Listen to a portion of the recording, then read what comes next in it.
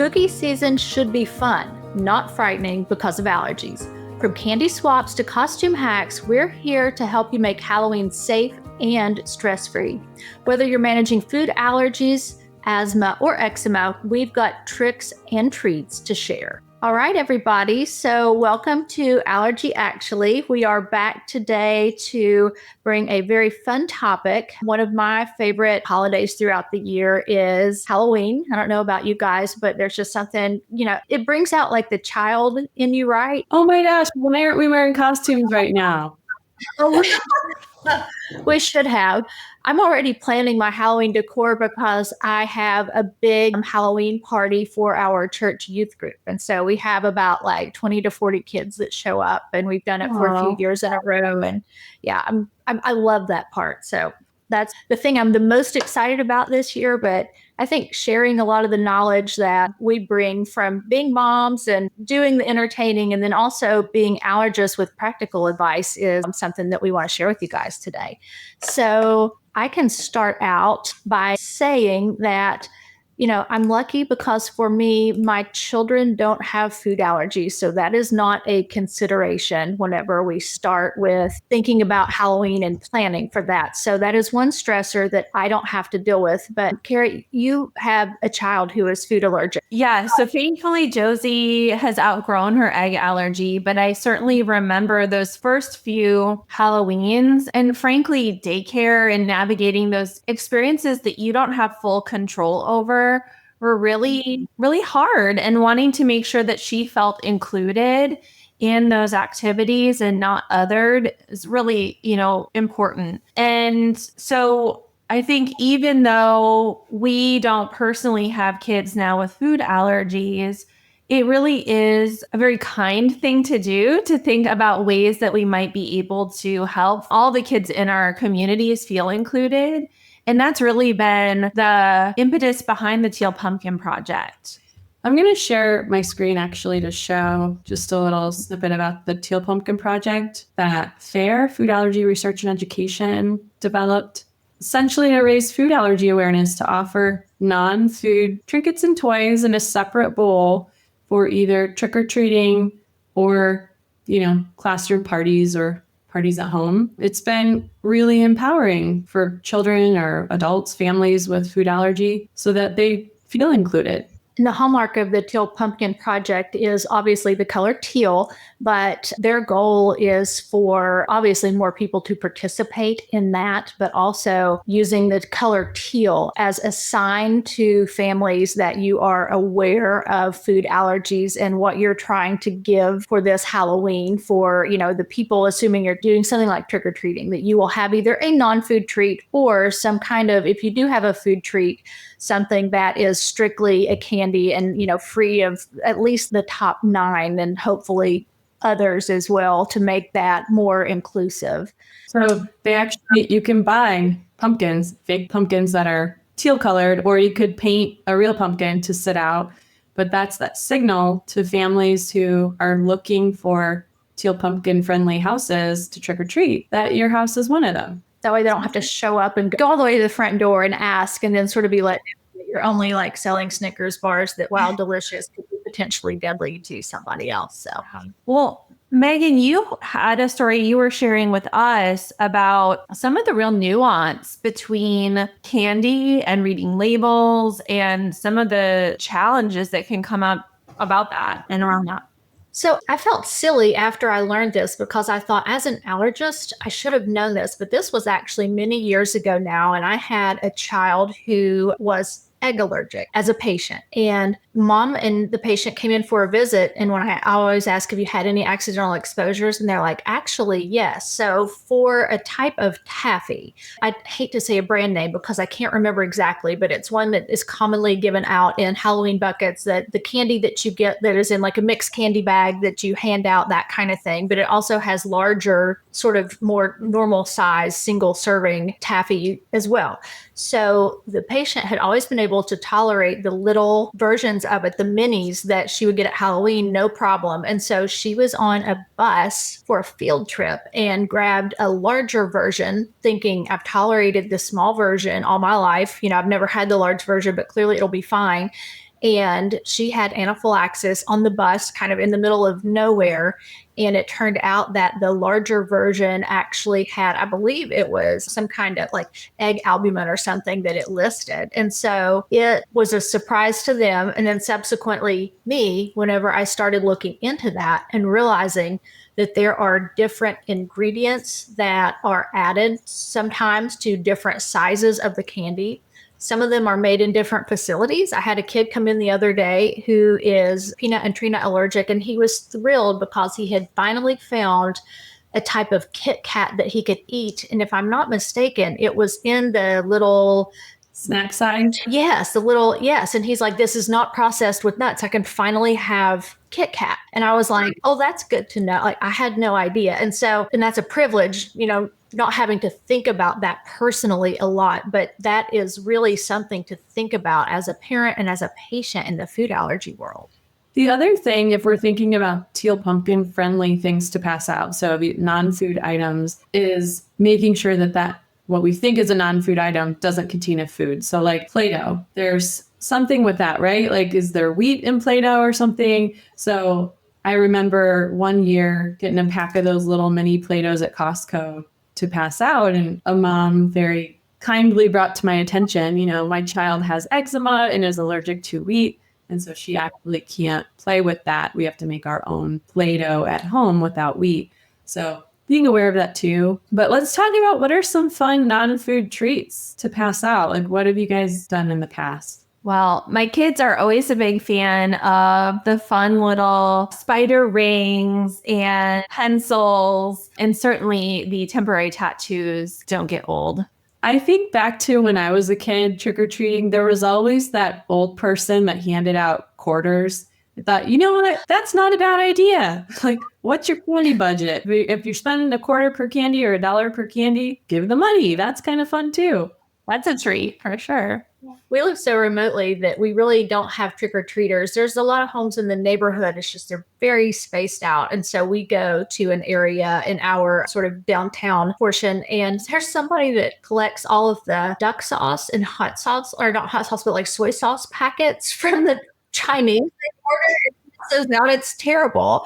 I suppose I'm mostly into duck sauce and what it has, and it hopefully is top 9 free and processed in a good facility. Not that anyone's actually eating that, but I always think, what's wrong with this? That's a fun trick instead of a treat. Yeah. And then, speaking of, when you talked about like their kid has eczema, I think that skin issues like eczema and asthma are also a big concern for the actual trick-or-treating night as well. I have a ton of kids who, develop an asthma flare after like going out. You're usually like walking through these like moldy leaves, and it's almost always damp and cold. And so kids get excited and they run around. And so for people who have asthma that's worsened by any of those triggers, including exercise or activity, I would go ahead and pre-treat for that, because kids act wild, and that's not something they don't tell you like, hey, I'm going to go run around. And or they get sweaty, those costumes and the fabric and those cheap costumes are often not very breathable. That's a really good point. And I know, so we moved right before last Halloween, and the street just north of us, it is like the place to be in our community. And it's almost like a street fair. So a lot of families had out in their yards their little fires going too. And so that's another potential trigger for, I know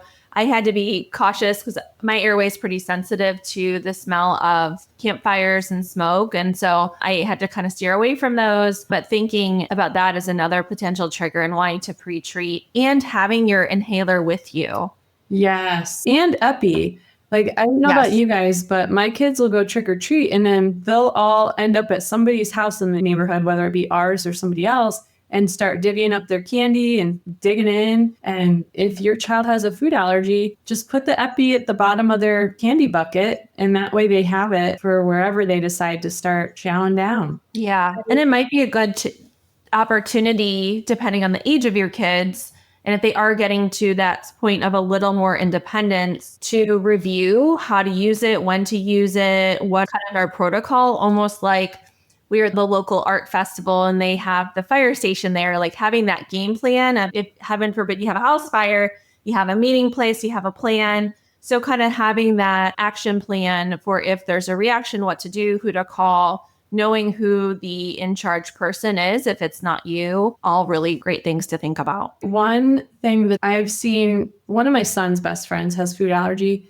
and he came up with this thing where he trades candies. So like he can have certain candies, but not others. So he'll communicate that to his friends and say, hey, at the end of the night, if you want my Reese's Pieces and chocolate stuff that I can't have and want to trade me for the Sour Patch Kids that I can have, I'm down. And so they actually start negotiating candy trades as they're going house to house. And I think that's pretty cool. Like you can embrace your condition and feel confident enough to talk about it with your friends and plan to have a fun night, regardless of what candies you can eat and what you can't. Right. That's a really good More point. Skittles for me, right? So one thing where we all live actually in the Midwest, and here I am in West Virginia, it's usually cold on Halloween. And so I remember it was such a downer when I was a kid, and my parents would always make me wear like my puffy winter coat over my costume and sort of ruin the aesthetic. And I hated that. It does get cold sometimes for Halloween. It really does. I remember I didn't actually trick or treat one year when we were in Columbus. We were going to go with you guys, Amber, because it was like so cold and it was raining. I was like, I remember that year. I was like, even though he's dressed as a fireman, I'm not, it's too wet. So for kids who do have skin conditions, and talking about sort of those cheap fabrics that can be bothersome, weird dyes in it that you're not used to. And a lot of the costumes honestly won't withstand a washing. So putting it in the washer first isn't always something that you can do and it come out looking right on the back end. But layering is a good option. So that's what I did with my children, was layer, and then you put the costume on top, and that allows for warmth, and then you get to keep your costume aesthetic. And then if you do have skin issues, then whatever layer that you can tolerate on your skin, often something like bamboo or cotton or something like that, that's a good layer to have under the costume. Oh, look at that. I brought me one of our Teal Pumpkins. Thanks, Lena. That is lovely. I've heard some from Etsy that were like crocheted. So Oh, that's cute. One last thing, classroom parties. And we may have touched on this on back to school, I don't remember, but Halloween is a time where kids are bringing in candy to pass around, potentially, depending on what your kids' school allows. How do you guys counsel families on being prepared for things like that?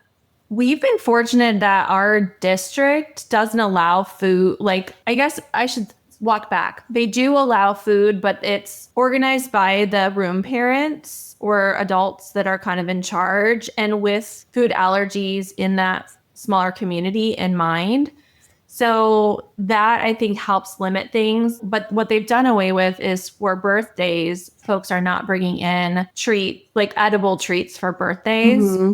They can just bring in something that would be like a little trinket, pencil, that sort of thing, to try to minimize the opportunities for. I think that's a great idea. It helps reduce people feeling left out. And, Yeah. So around here, we don't have that. Most schools don't do that. So we still have, a very wild sort of trick or treat set up inside of schools, and, class parties going on when they can be held. That part has calmed down somewhat since COVID, but they often will do like a school party where you go and the whole school sort of participates in like the gym or something. Mm-hmm. But I always tell them, even if your school proclaims to be like nut free or whatever free, don't trust that. I'm going to confess, even as an allergist, I accidentally sent in treats before that had peanut, like not for everyone, but for my own kid during like lunch. Like, people forget.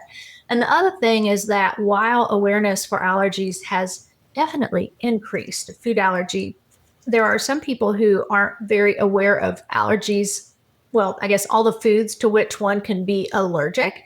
And so we'll focus mainly on like, here we have treats, they don't have nuts. And, you're like, oh, great. Well, I can't have egg or, whatever it is. And so I would just advise families to be cautious about that, because even if the school like even tries to hand your kiddo, like, here's a safe treat bag for you. I've had schools accidentally, they did it all for like peanut free, but forget this kid is also allergic to milk. Yeah. I think also including the child in the conversation. I mean, even as young as kindergarten, if someone has a food allergy, I'm regularly surprised at how mature these kids are in handling their own food allergy, of knowing how to avoid things. So as a parent, just sitting down with your child and saying, hey, how do you want to plan for the Halloween party? Do you want to just plan to not eat a snack and then when you get home, we have a fun snack that we have together? Or do you want to pack your own snack? Having a plan for yourself is really the safest thing rather than expecting other parents or teachers to do what you need. Because to be honest, you can't trust anyone else about that. Like everyone has good intentions, but if your child doesn't have a food allergy, sometimes you just don't pay as close attention or you aren't looking for the right thing. And maybe you accidentally bring in something that does have the food allergen in it. So it just seems safest for the child to have a plan up front. And that way they don't feel bad. Like if they say, you know what, Mom, I don't really want to eat at the party. I can still hang out with my friends and talk while they eat, but let's eat something at home. Then they don't feel bad and they know they made that plan for themselves. I love that that's on that step towards independence too. Mm-hmm. And as we think about how we're going to prepare our kids in whatever ways to stand up for themselves, to advocate for themselves, and to be independent human beings. And to prevent FOMO. Yeah, almost real. FOMO is real.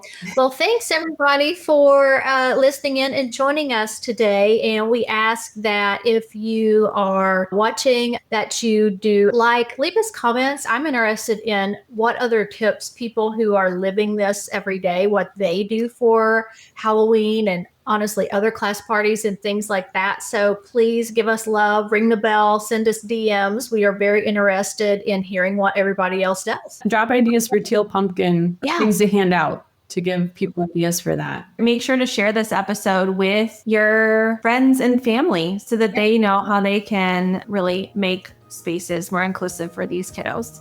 Yeah. Until next time.